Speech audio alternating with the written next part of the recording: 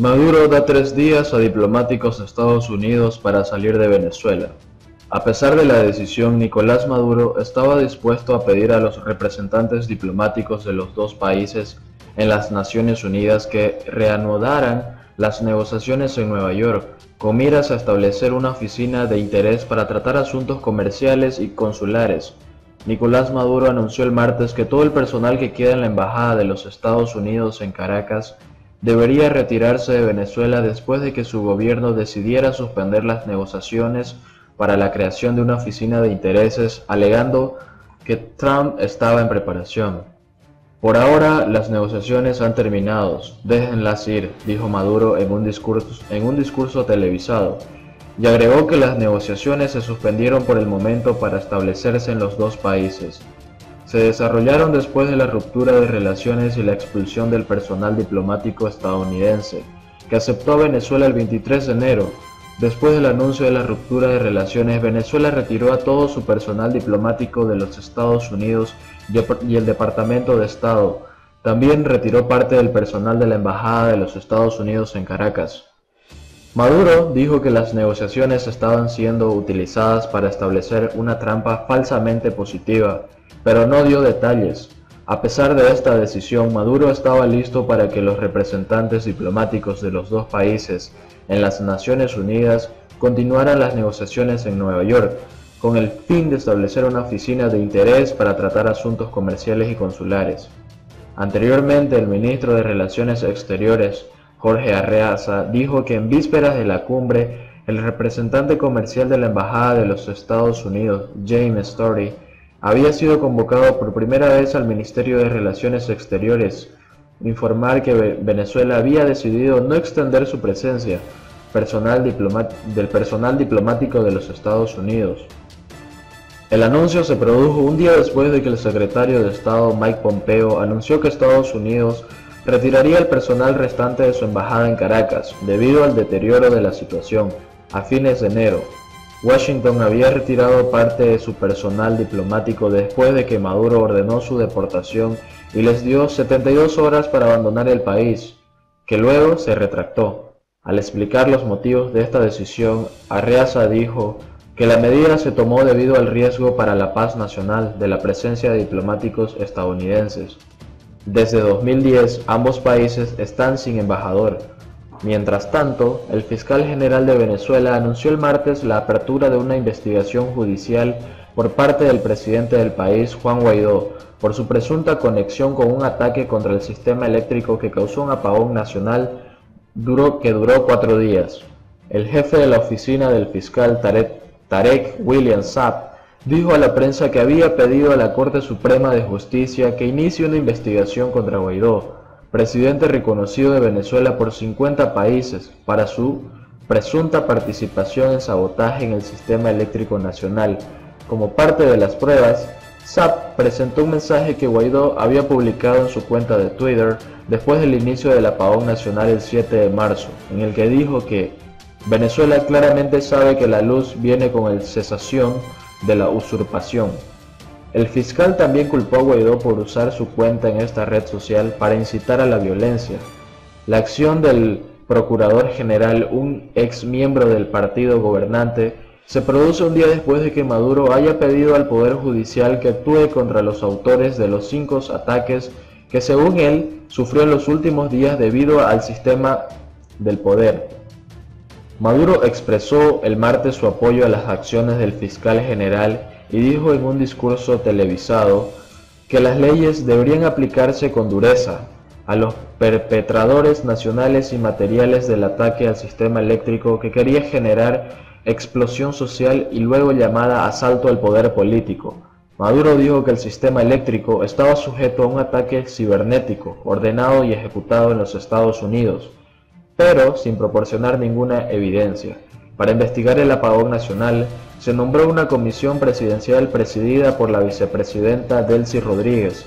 Al rechazar la investigación, Guaidó argumentó en el Congreso que era un plan para perseguir un proceso de persecución.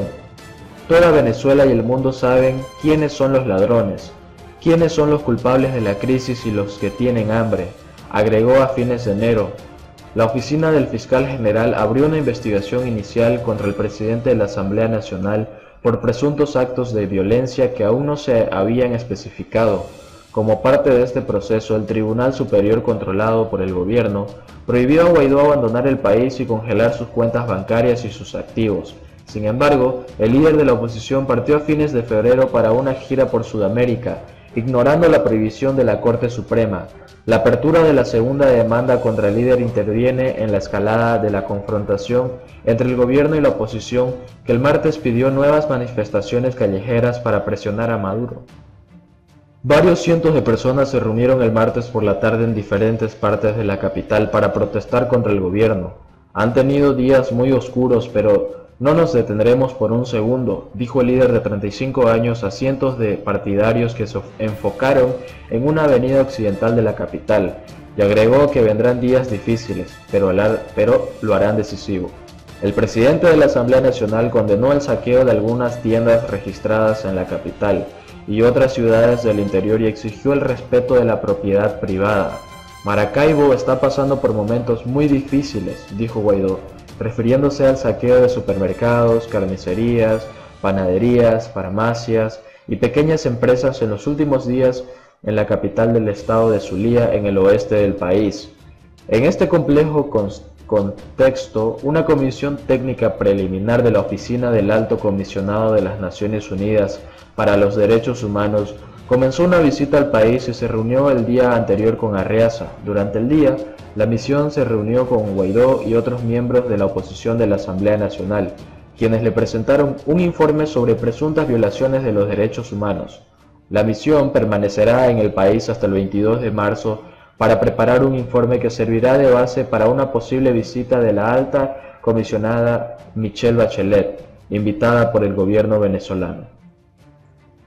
En otras noticias, Nicolás Maduro dijo que ya tenía evidencia de que el apagón fue causado por un ataque electromagnético, orquestado desde Houston y Chicago. Nicolás Maduro informó el martes haber creado una comisión especial para investigar el ataque cibernético que habría provocado el apagón masivo que afectó a su país desde el jueves pasado, y anunció que pediría apoyo de las Naciones Unidas y sus aliados, incluidos Rusia y China, para encontrar a los responsables del presunto ataque que lanzó el sistema eléctrico. Voy a pedir el apoyo de la ONU, China, Rusia, Irán y Cuba, un país con mucha experiencia en defensa contra ataques cibernéticos, dijo Maduro en una conversación por radio y en la televisión. Tenemos la victoria en nuestras manos, en el reemplazo del sistema eléctrico. Ahora debemos consolidar la victoria de la guerra eléctrica, agregó Maduro, sin excluir un nuevo sabotaje. La vicepresidenta ejecutiva Delcy Rodríguez encabezará la comisión encargada de investigar el presunto sabotaje. El organismo, que informará al presidente, también estará compuesto por el fiscal general Tarek Saab y científicos locales. Vamos a bombardear para que sepas cómo se produjo el ataque. Descubrimos muchas cosas. Ya sé mucho, solo puedo decir que el que se fue de Houston y Chicago, de dos ciudades en los Estados Unidos con nuevas armas de ataque electromagnético, agregó Maduro.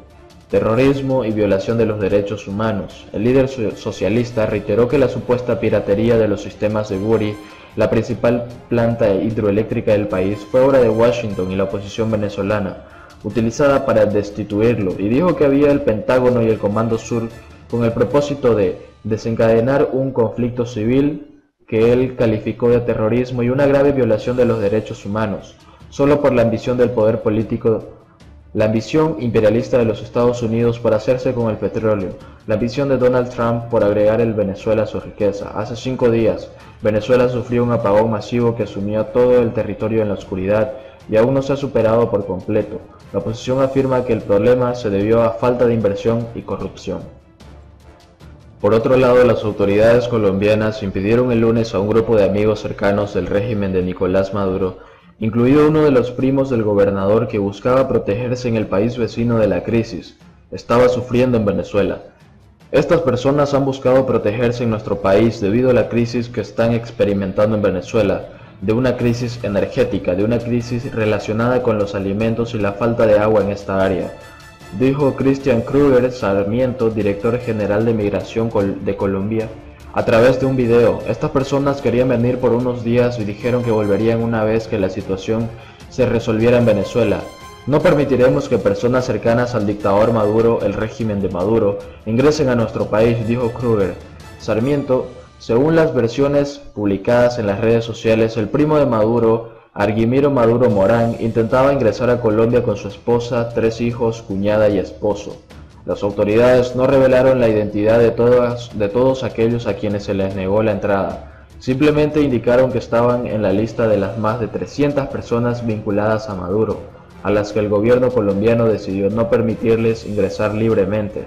Venezuela está a punto de enfrentar su 6º día de corte de energía, que ha empeorado la desesperación de la población, lo que lleva, entre otras consecuencias desastrosas, a interrupciones en el suministro de agua y atención médica.